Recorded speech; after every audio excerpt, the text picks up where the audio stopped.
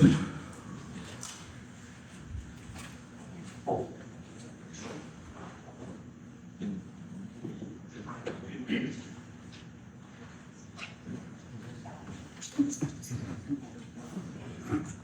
afternoon. We've learned things in the past.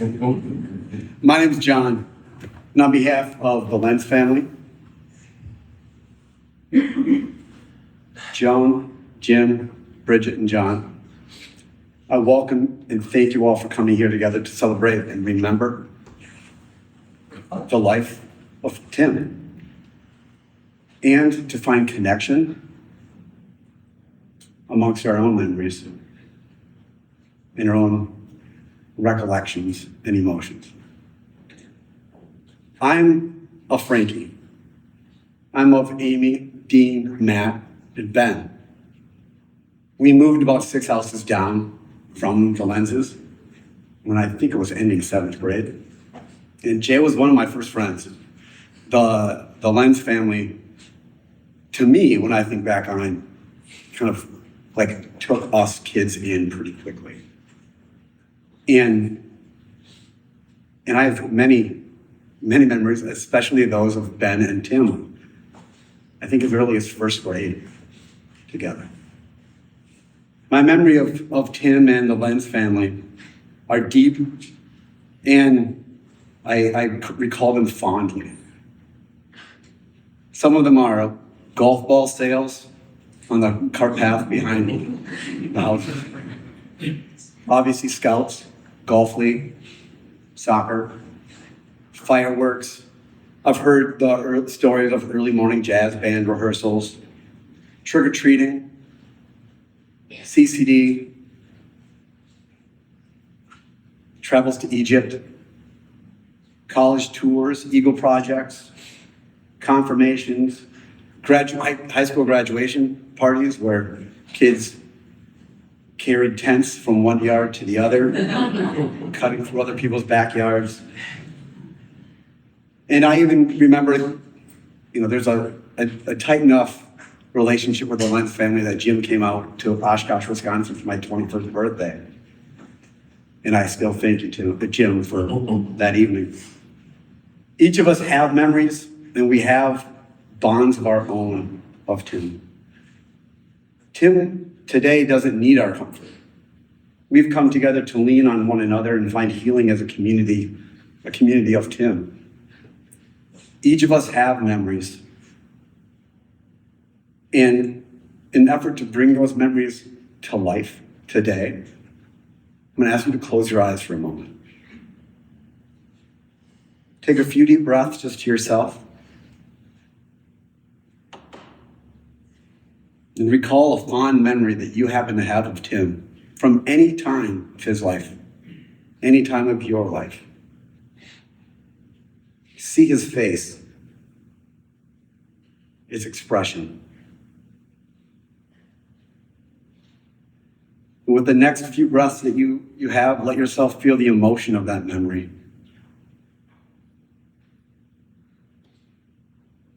And open your eyes. Tim's here with us. He will be here tomorrow. And every time we recall his memory, he will be with you. I have the honor of introducing a few people today who are going to share their memories with us of Tim. And the first of the crew that will do so is Dave and Jelly.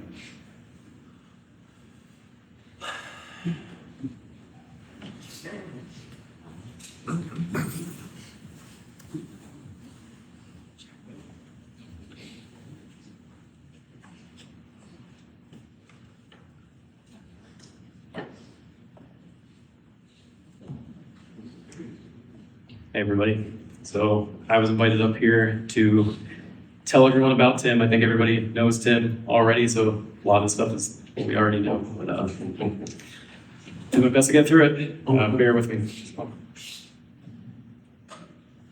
Timothy Dale Lenz was born on January 28th, 1984. Passed away suddenly at the age of 41. He is preceded in death by his beloved mother Joan, He's survived by his father Jim, his brother Jay, his sister Bridget, and his in-laws Liz and John. He is survived as well by this large, extended family of friends and family who cherish him deeply, and many of whom are in this room right now. Tim was a lifelong aficionado of all things pop culture. His passion was as broad as it was deep, and his favorite movies included Wayne's World and Star Wars. And it would really bug him that I'm stopping the list right there. His musical tastes were equally eclectic, ranging from the Beatles and soul coughing to Radiohead and Wu-Tang Clan. And he'd also want you to know that list barely scratches the surface. Tim was a proud Eagle Scout. He was a talented amateur photographer who developed his own film in a series of homemade darkrooms. As a junior high student, he even invented a darkroom safe television set so he could indulge in two hobbies at the same time. Tim was a pioneering local trivia master whose style and his personal touch will never be duplicated. He was also a devoted fan of Minnesota sports. He loyally followed the Vikings, the Twins, and others through every mediocre season. But his favorite athlete of all time was a champion renowned for possessing the rare combination of both quickness and strength, an elite competitor for parts unknown, remembered today simply as Jorgensen. Tim was a talented cook, both professionally and at home. He was a one-time chili cook-off champion. Nothing more than gathering loved ones together and feeding them his lovingly and expertly prepared food. Tim was a passionate fan of all of these things and many, many more things, but more than any of them, he was his brother Jay's #1 fan in everything he did. But what's truly set Tim apart was his warm heart, his generosity, and his quiet charisma. He had a remarkable ability to connect with others effortlessly, making everyone he met feel welcomed, valued, and like he's known them forever. For those of us who graduated high school with Tim, and there's many of them here, and for those of us who have remained close friends with him for over 2 decades beyond graduation, he was the glue that held our tight-knit Park Center family together. Many lose touch after high school, it's normal, but our group's enduring friendship is a testament to Tim's spirit. He was the consummate host, the generous friend, and the star that all of us revolved around. Without him, this extended family we built would not be what it is today, and it will never be the same without him.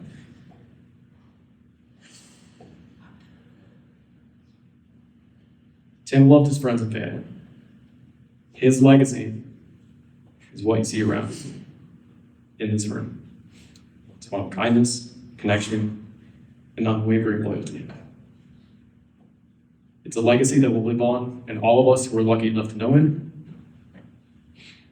Tim, you were a great friend, and we'll miss you. All right. Next, I'm going to invite Tim's lifelong good friend Chase to keep this going. So thank you.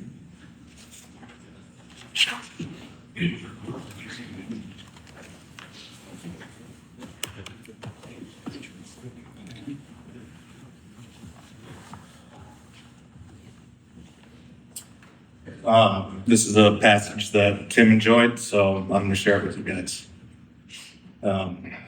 How can we honor the memory of Tim Lenz? Well, Tim was governed by the laws of physics, as we all are. It's a scientific fact that hearts and clocks slow down as they approach the speed of light, where matter is converted into energy.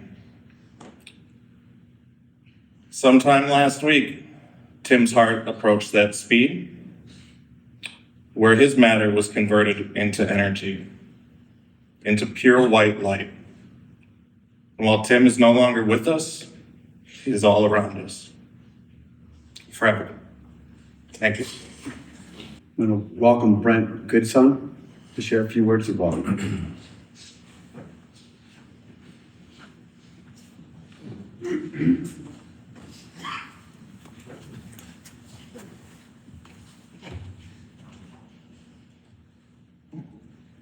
Hello.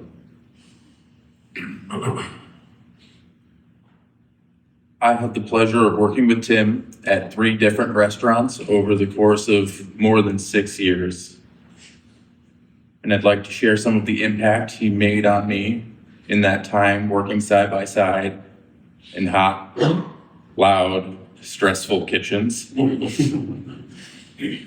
Tim had a rare gift. He brought calm even to the most stressful moments, grounding those around him with good humor and unshakable steadiness. I know I'm not the only person who leaned on that calm when things got hectic. When it was time for me to leave my long-standing job, Tim was the first person I called to join him at a new restaurant.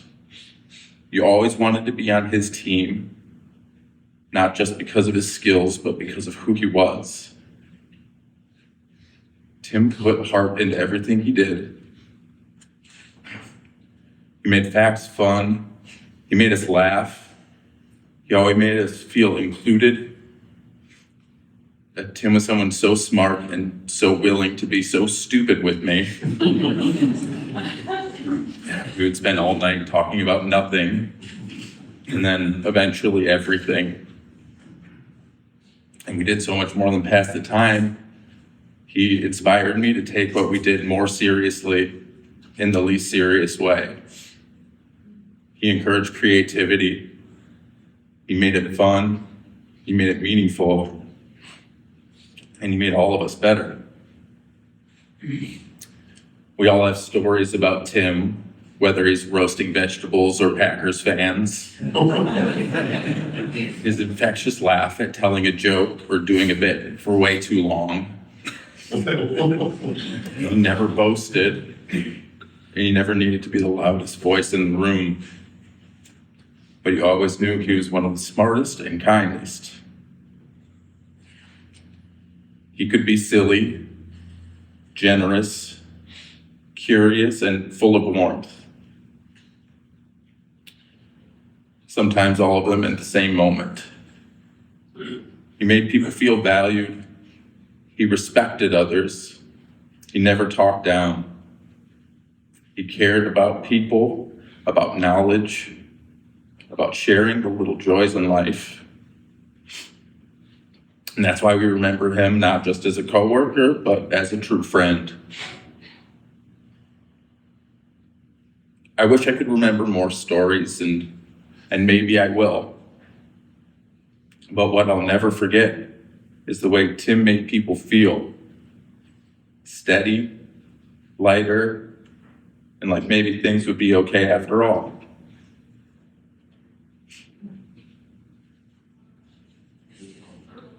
We miss you, Tim. Thank you for everything.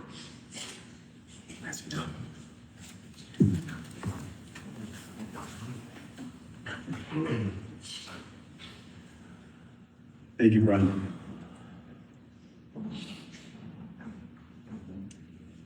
Now we have the opportunity to hear from Jennifer Brodman.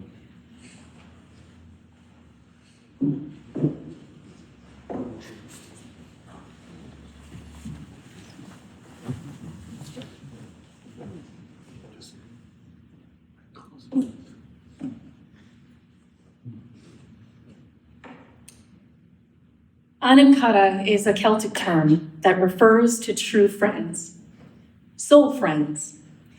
Each of us can be, if we choose, an Anamkara to ourselves and each person we meet. For many here, Tim was just that. Let me read A Blessing for Friendship by John O'Donohue. May you be blessed with good friends and learn to be a good friend to yourself. journeying to that place in your soul where there is love and warmth and feeling. May this change you. May it transfigure what is negative, distant, or cold within your heart. May you be brought into real passion and kindness and belonging. May you treasure your friends. May you be good to them, be there for them, and receive all the challenges, truth, and light that you need. May you never be isolated, but know the embrace of your anankara. Tim was truly one of a kind.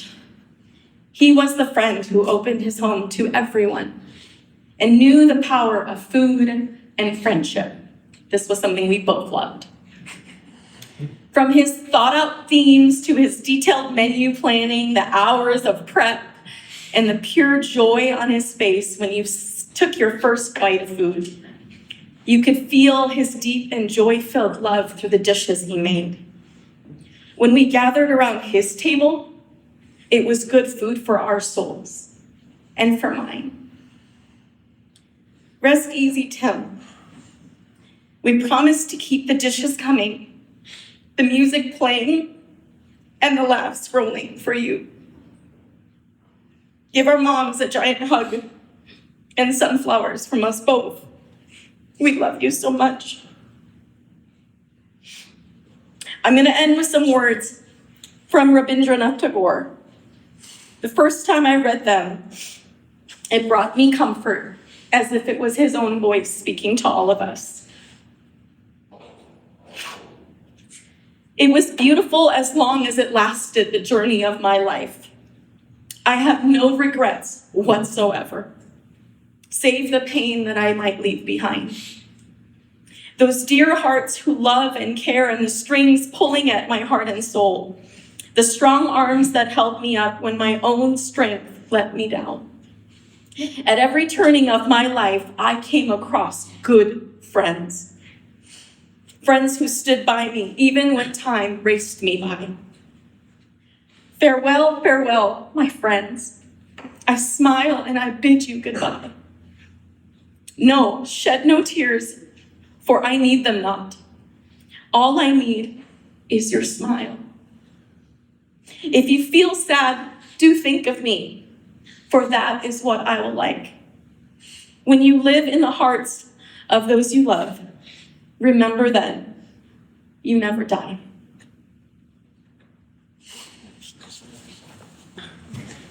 I want to play a song for Tim. And you guys can listen.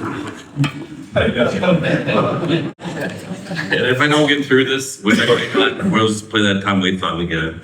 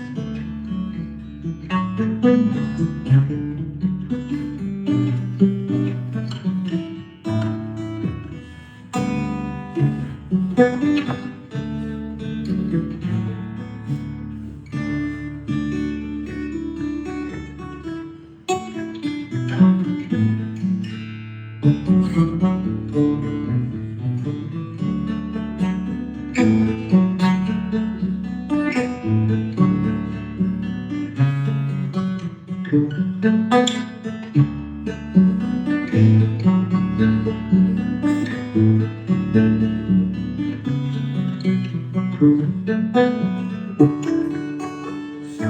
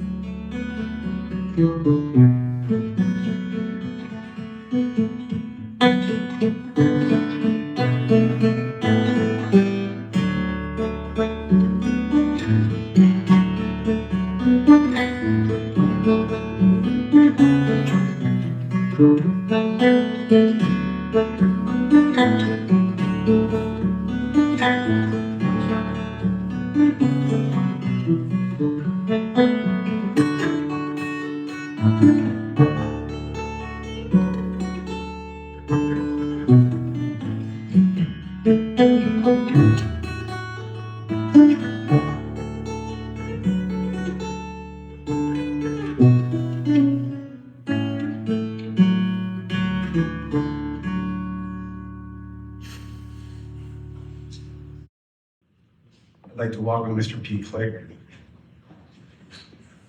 to share his love. Good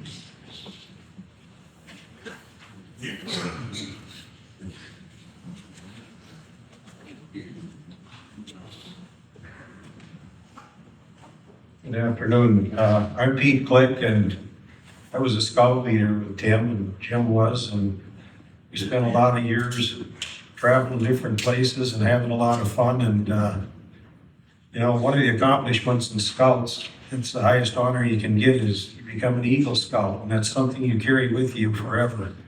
And Tim is an Eagle Scout, and I look around the room here, and we've got a lot of Eagle Scouts in here that learn our truth and everything.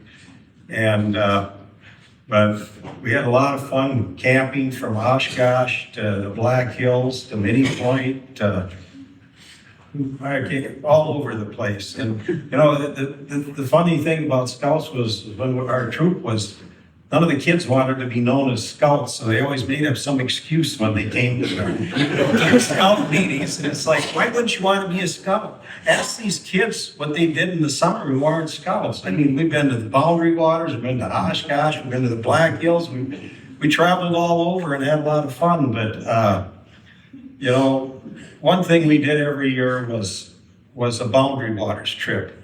And as part of the scouting system, the kids are supposed to plan the meeting and everything, and or the menus and all the things. And Jim and I get the permit, and the kids had planned the menus, and I told Jim I should bring the menu today because they'd bring the menu that what we were supposed to go get, and I'd throw it in the garbage can, and it'd be, we got to carry everything in and everything else. So we're only going to have this much. And what we had was bagels and peanut butter and jelly on the way in with Kool-Aid. And the first night, being that we didn't know how many fish we were going to catch, we'd bring a small ham along and we'd have that with pasta noodles or whatever. And Tim didn't like fish. And a lot of the scouts didn't like fish.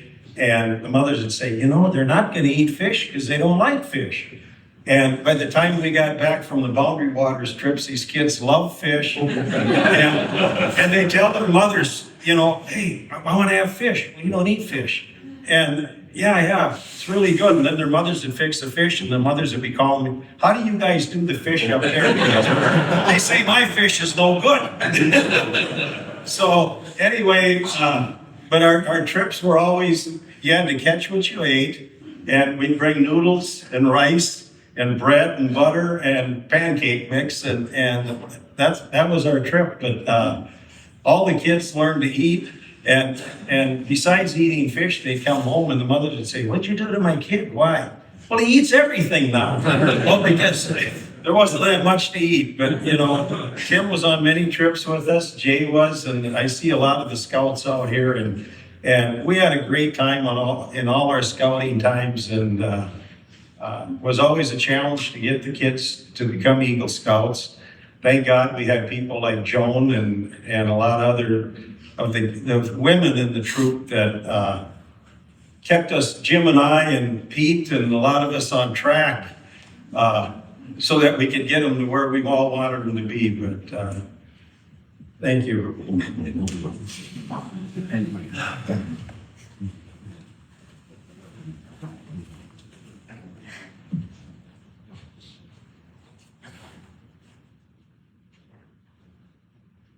Now one of Tim's friends, Eli Mickelson, will be joining to share a few words as well.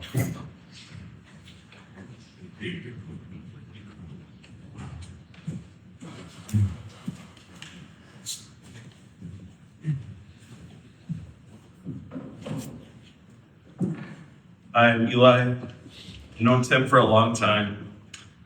I couldn't really come up with a quintessential Tim story to share with you today, but I have many memories of him. Tim was a good friend, and he had a real presence in my life, and if you're here today, that's probably true for you too. He was there for so many memorable moments, and a lot of those moments were moments he created. Trivia night, a Super Bowl party, a get-together just to take us all on some culinary adventures we've been planning for weeks.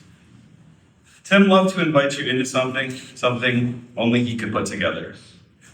I remember the last thing I said to him was, "Thanks for hosting us." And it was after a D&D night at his place. I remember when Tim first invited me to anything. We had just finished 6th grade, and he had finally decided I could be his friend. He was really popular in 6th grade. He was always proud of this, and I think he would want someone to mention it at his funeral. Anyway, he called me up, and he asked me to go to the movies, of course. The big blockbuster movie of the week was Phenomenon, starring John Travolta, who was in the middle of his unlikely 90s resurgence. I remember Joan picking me up, and to her annoyance, Tim turning up the volume nice and loud when Beck's Where It's At came on the radio. And I remember John Travolta getting struck by a weird light from the sky that gave him strange abilities. And that's about all I remember. But it's a moment I'll never forget because it's when I knew that I'd become part of Tim's world. Part of the world that was and is Tim. And that wouldn't have happened unless he had invited me and convinced his mom to take us. Anyway, I rewatched this movie this past week, and it is not very good. Which is something I'm sure we knew at the time. And I know Tim would certainly have liked for me to talk about a better movie today, a movie he had stronger opinions about, and his opinions about movies or anything were never wrong. But I think in this moment there are a few things in this dumb piece of cinema that speak perfectly to who Tim was. For example, much like John Travolta's character George in the movie Phenomenon, Tim loved reading. He brought books with him wherever he went, especially his most recent job at the Guthrie Theater.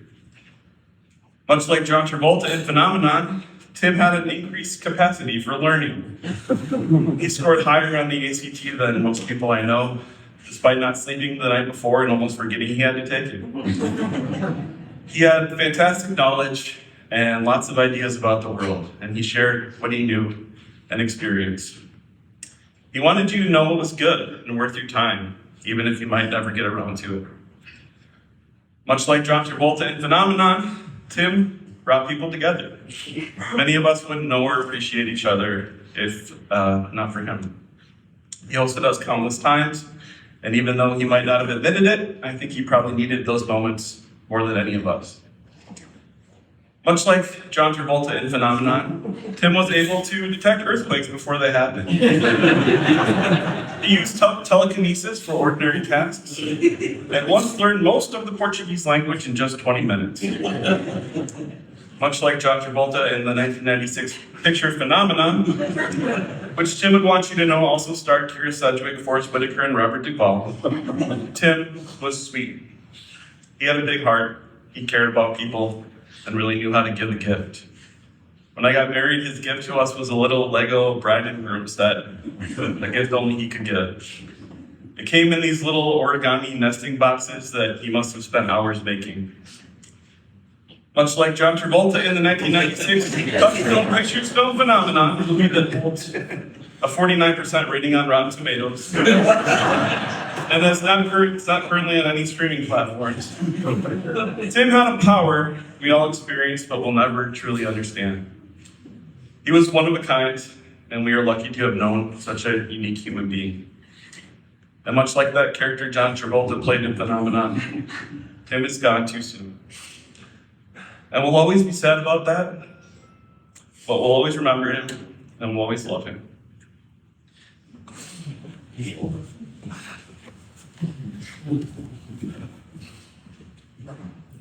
Thank you, brother.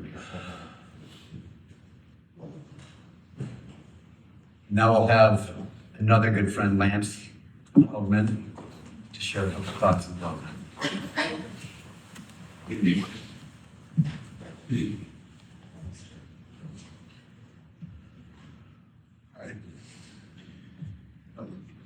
Known Tim since we were little kids. Tim was the weirdest little kid in the best way. I was privileged to play make-believe with him, with some of the best imaginations out there. As a young kid, Tim shared with me how he could see marks on people's faces in his waking state, conscious state, and the marks were put there in his dream state. I'm not going to explain this.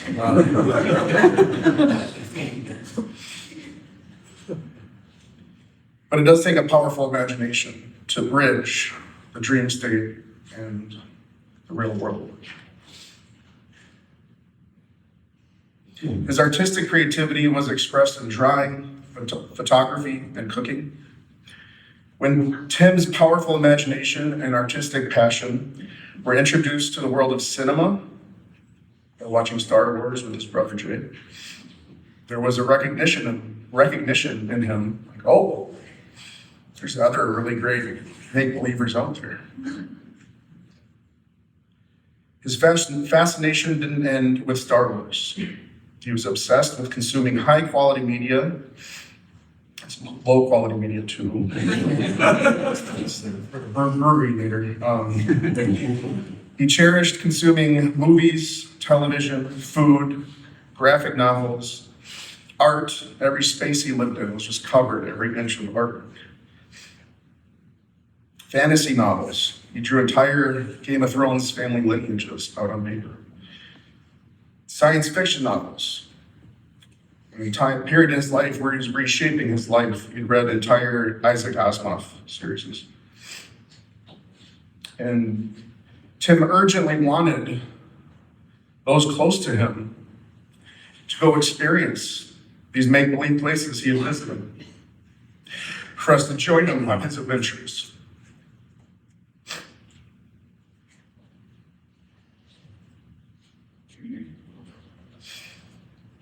These media recommendations that we all received from Tim were his attempts at merging his love of playing make-believe, his love of art, his love of bringing joy to others, and his love of being in service to people. Tim was a man of the people. He rode the train to work every day. He was a battle-tested and often heartbroken Minnesota sports fan. He was a champion of the everyday person. Tim and I learned how to serve others largely from our mothers, Joan and Marla. Joan took our church groups to shelters and soup kitchens to prepare meals and clean. A big reason why Tim loved cooking was the reward of feeding others. At a job he loved at the Guthrie Theater, Tim took pride in being in charge of setting up the accessible seating, welcoming guests, helping with the elevator access. And as a compassionate theater nerd, he immediately made them feel welcomed, safe, and at ease. And this was John's idea to do the Jedi Code finisher. So I think it reminded me when I read this as a breathing exercise. So I think that would be good for us to take some deep breaths here as I begin. I'll lead you. Tim, but I think it's symbolic of Tim able to bridge the fantasy world like a Jedi Code and his real actions in real life, the actions he had. Tim lived a life of service for people. He lived a life of make-believing, paladin, a Jedi.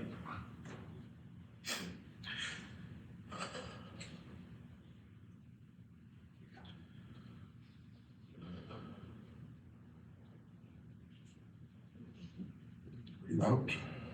There is no emotion. There is peace. There is no ignorance. There is knowledge. There is no passion. There is serenity. There is no chaos. There is harmony. There is no death. There is the Force.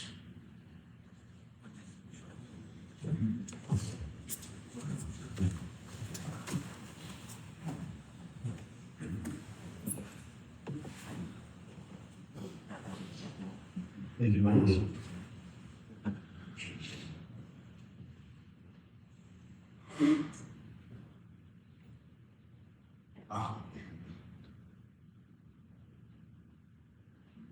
Tim's life is so much more than we can put into these words. And we thank you for the words that you shared today. And we thank you all for coming to be together. At the end of each pew under the Kleenex boxes, in a moment you can get these things, is a Ziploc bag with post-it notes, not post-it notes, note cards, little golf pencils. In a moment, I'm going to ask you to, if you're sitting next to them, take out a pencil and a post-it note and pass one for yourself, set for yourself, and then pass them down. But everybody in your pew has one. I'll let you know what we're going to do in a moment.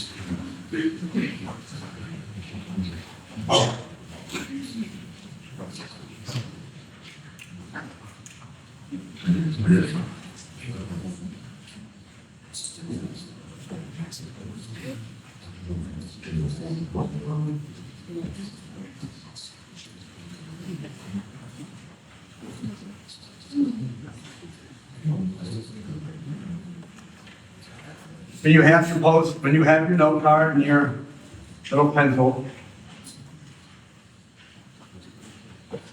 recall the memory that you had at the beginning when I asked you to think of a time with Tim. And for yourself and to yourself on that note card, write it down. Just a small description of it, not in detail. For me, it's simply the words golf ball says.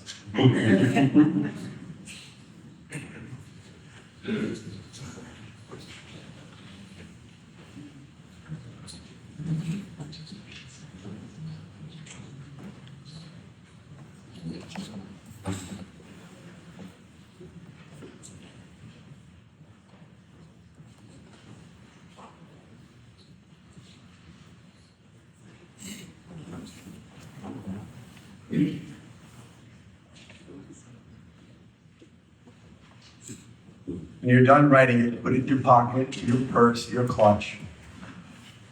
And as you go through your day today, or when you hang up your suit jacket and you realize in 5 months you're going to a job interview that you have that purse card. It's a reminder of that memory for you to carry. Because there's only the force. There's only the energy that we give and share with one another. There is no other side. It's just the force. And these memories are what, well, I have this belief in the maxim, the most personal is the most universal. The experiences that we have that are the most personal involve loss, fear, excitement. They're also the most universal experiences as well. So we're not alone in our day-to-day when we think of Tim. We all are together when we think of Tim.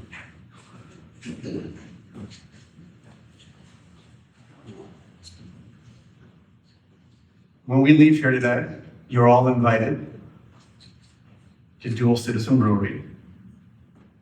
These note cards could be used to strike up conversations with people you don't know, or they can be held close to your heart for a time you just need it. Never saw the morning till I stayed up all night. Never saw the sunshine till you turned out the light. I never saw my hometown until I stayed away too long.